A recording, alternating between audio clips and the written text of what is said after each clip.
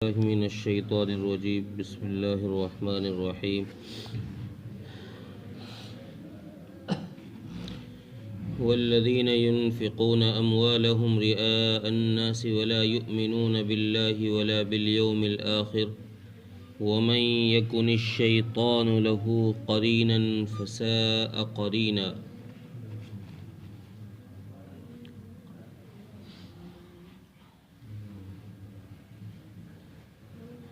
اس سے پہلی آیت میں بخل کا تذکرہ کیا گیا تھا اور اس کی مذمت بیان کی گئی تھی۔ بخیل آدمی کے لیے سزا کا اللہ تبارک و تعالی نے فرمایا تھا کہ ہم نے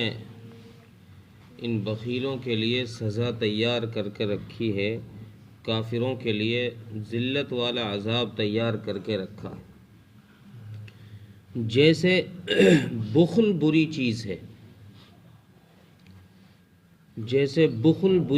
ہے، اسی طریقے سے ریا بھی بری چیز ہے، دکھاوا یہ بھی بری چیز ہے، اور یہ دونوں چیزیں ہی مذموم ہیں۔ بخل بھی اللہ کی نظر میں اتنا ہی مذموم ہے اور ریا بھی اللہ کی نظر میں ویسے ہی مذموم ہے۔ تو اس آیت میں اللہ تبارک و تعالیٰ نے ریاکاروں کا تذکرہ فرمایا کہ جو لوگ ویسے تو خرچ نہیں کرتے، جب ان سے کوئی کہتا ہے کہ یار فلاں کام ہو رہا ہے دین کا ذرا دے دیو، ہے نہیں، اور جب اعلان کیا جائے کہ بھئی فلاں کام ہو رہا ہے اور وہاں کچھ آدمی بھی بیٹھے ہوں تو اب یہ سب سے آگے ہاتھ بڑھا کے دے گا، نوٹ کو کھول کر دے گا کہ ہاں میں نے 500 کا دیا ہے، 1000 کا دیا ہے، تاکہ لوگوں کو پتہ چلے کہ یہ آدمی دے رہا ہے۔ اصل اس کے دینے کا مقصد یہ ہے کہ لوگوں کی نظر میں آ جاؤں کہ بھئی میں خرچ بھی کرتا ہوں، لوگوں کی نظر میں آ جاؤں کہ میں خرچ بھی کرتا ہوں، میرے پاس پیسہ ہے تو میں خرچ بھی کرتا ہوں، بخل نہیں کرتا، روک کے نہیں رکھتا۔ اور جب کوئی چپکے سے مانگنے جائے اس سے تو پھر یہ کہہ دیتا کہ ہے نہیں، بعد میں دیکھ لیو، ابھی ہے نہیں۔ تو اللہ تعالیٰ فرما رہے ہیں کہ جیسے بخل بری چیز ہے ایسے ہی ریا بھی بری چیز ہے، دکھاوا بھی بری چیز ہے کہ کسی عمل کو دکھانے کے لیے کیا جائے، یہ بھی بخل ہی میں شامل ہے۔ کوئی صدقہ خیرات کی جائے دکھانے کے لیے، یہ بھی بخل ہی میں شامل ہے۔ اور حضرت ابو ہریرہ رضی اللہ عنہ کی ایک روایت ہے،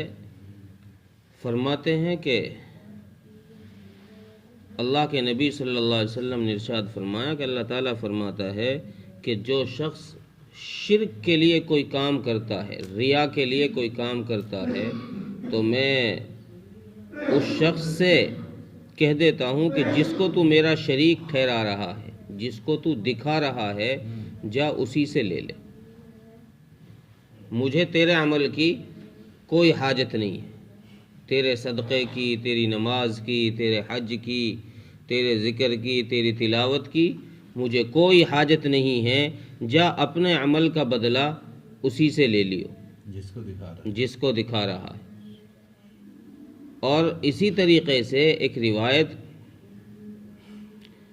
دوسری ایک روایت ہے جس میں رسول اللہ صلی اللہ علیہ وسلم فرماتے ہیں کہ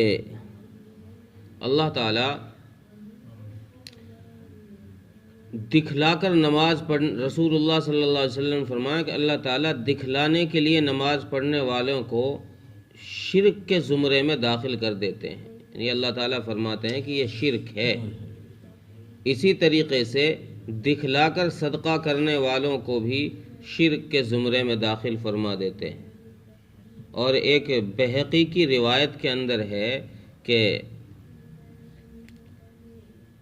جو شخص کسی عمل کو کسی کے دکھلانے کے لیے کرے یا اللہ کے ساتھ کسی کو شریک کر کر کسی عمل کو کرے، کام تو کر رہا ہے نیکی کا، اچھائی کا کام کر رہا ہے، اللہ کے لیے کام کر رہا ہے، لیکن ساتھ میں شامل کر لے پیر کو بھی، کسی ولی کو بھی، مزار کو بھی، کہ اس کی وجہ سے کر رہا ہوں، اس کے نام پر کر رہا ہوں، تو اللہ فرما رہے ہیں کہ جس کے لیے تو نے عمل کیا ہے، قیامت کے دن اللہ تعالیٰ اس شخص سے فرمائیں گے جا جس کے لیے تو نے عمل کیا تھا، جس کو راضی کرنے کے لیے تو نے کام کیا تھا، جا اسی سے بدلہ لے لے، میں دیکھوں کون ہے، میں دیکھتا ہوں کہ کون ہے وہ شخص جو تیرے عمل کا بدلہ آج دے گا، اور اپنے عمل کا بدلہ اسی سے جا کے لے لے۔ اس لیے رسول اللہ صلی اللہ علیہ وسلم نے ایک روایت میں صحابہ اکرام رضوان اللہ علیہم اجمعین سے فرمایا کہ مجھے تم پر سب سے زیادہ ڈر شرک اصغر کا ہے، مجھے تم پر سب سے زیادہ ڈر اگر ہے تو وہ شرک اصغر کا ہے۔ صحابہ رضی اللہ عنہم چونک پڑے، شوق ہو گئے ایک دم، رسول اللہ صلی اللہ علیہ وسلم شرک، اور ہم صحابہ تو ہائی لیول کے مسلمان تھے نا، کہ ہم جیسے تھوڑی تھے کہیں پہ بہک جائیں، ذرا سا کوئی معاملہ ہو تو ایمان سے ہم پہ کفر کے کام کروا لو، کوئی ذرا سی دیر میں ہم اسی شکل کو لے کے مسجد میں سر ٹیک دیں گے اللہ کے سامنے، اسی شکل کو لے کے جا کے مندر میں ٹیک دیں گے ہم جا کے، ہم سے کوئی کچھ بھی کام کروا لو۔ صحابہ کا ایمان اس سطح کا نہیں تھا کہ صحابہ سے کوئی کچھ بھی کرا لے، اللہ کی ذات کے علاوہ کے لیے کچھ بھی وہ تیار ہو جائیں کرنے کے لیے۔ صحابہ کا عمل تو ایسا تھا کہ صحابہ اپنی جان تو دے سکتے تھے، لیکن اللہ کے علاوہ کسی کو نہ تو اللہ کا شریک ٹھہرا سکتے تھے، اور نہ نبی کی ذات کے سامنے کسی اور ذات کو قبول کر سکتے تھے۔ ہاں بھئی، نبی نے جو فرما دیا، اب چاہے بیوی قربان ہو جائے، بچے قربان ہو جائیں، سب کچھ قربان ہو جائے، ہم قربان کریں گے، لیکن نبی کی بات کو پانی دیں گے، نبی کی بات کو فالو کریں گے۔ تو صحابہ اکرام یہ بات سن کر چونک گئے، یا رسول اللہ ہم اور شرک؟ فوراً پوچھ لیا، یا رسول اللہ شرک اصغر کیا ہے، پتہ تو چلے، تاکہ ہم آئندہ، آپ نے بتا دیا کہ اس کا مجھے ڈر ہے اپنی امت پر، تو ہم آئندہ اس سے اپنا احتیاط تو کریں گے، بچیں گے۔ تو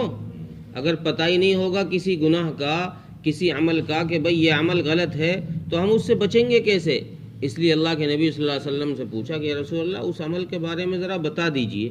وہ شرک اصغر کیا ہے؟ آپ صلی اللہ علیہ وسلم نے ارشاد فرمایا، شرک اصغر ریا ہے۔ شرک اصغر ریا ہے کہ تم ریاکاری کرنے لگ جاؤ کسی عمل میں، مجھے اپنی امت پر سب سے زیادہ ڈر۔ اور اب دیکھو، اعمال کرنے والے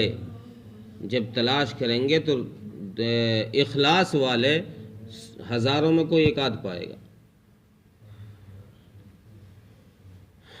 تو اس لیے ایسے شخص کی مذمت یہاں ذکر کی گئی ہے، اور ایسے ریاکار کو اللہ فرما رہے ہیں کہ ایسا ریاکار، اس کا نہ آخرت پر ایمان ہوتا ہے، نہ اللہ پر ایمان ہوتا ہے۔ یعنی یہ اس سے پہلی آیت میں جو صفت بیان کی گئی بخل کی، وہاں بھی وہی ذکر فرمایا، وَأَعْتَدْنَا لِلْكَافِرِينَ عَذَابًا مُهِينًا،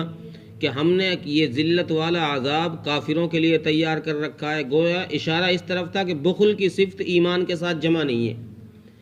اسی طریقے سے اس آیت میں بھی یہی فرما رہے ہیں، وَالَّذِينَ يُنْفِقُونَ أَمْوَالَهُمْ رِئَاءَ النَّاسِ، کہ یہ دکھلانے والی جو صفت ہے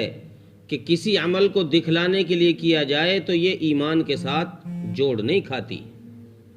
ایمان والے کے ساتھ ایمان اور ریا یہ دونوں ایک ساتھ ہو جائیں، یہ جوڑ نہیں ہے۔ اس لیے اللہ نے فرمایا وَلَا يُؤْمِنُونَ بِاللَّهِ وَلَا بِالْيَوْمِ الْآخِرِ، اور جو لوگ دکھلانے کے لیے کام کرتے ہیں، ان کا اگلا کام یہ ہے کہ وہ نہ تو اللہ پر ایمان رکھتے ہیں اور نہ آخرت پر ایمان رکھتے ہیں، یعنی وہ غیر مسلم ہیں، غیر ایمان والے ہیں، جو ریا کے لیے عمل کرتے ہیں کہ یہاں دے دو، یہاں دے دو، اور لوگ ہمیں دیکھ لیں تاکہ پتہ چل جائے کہ بھئی یہ بڑا دانی ہے، یہ بڑا خیراتی ہے، تو اس لیے وہ لوگ خرچ کرتے ہیں۔ ہمیں تو ایمان والے کو تو خرچ اس لیے کرنا ہے کہ میرا اللہ مجھ سے راضی ہو جائے، میں ایک دوں تب بھی اللہ کی رضا کے لیے، لاکھ دوں تب بھی اللہ کی رضا کے لیے۔ مجھے بندے کو راضی کر کے اس سے کوئی عوض تھوڑی لینا کہ بندہ راضی ہوگا تو وہ